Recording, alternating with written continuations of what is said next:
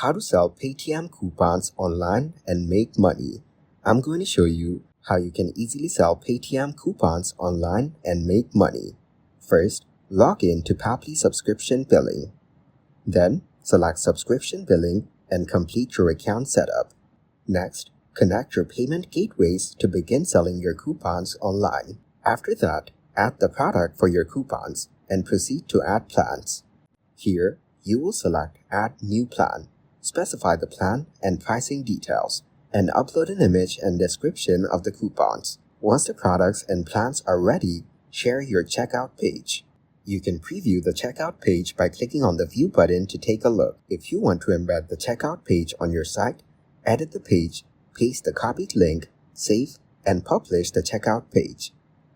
You can then check out the final look on your WordPress site. For selling multiple coupons from a single checkout page, click on Add Multi-Plan Checkout, add the plans, and review the multiple checkout page.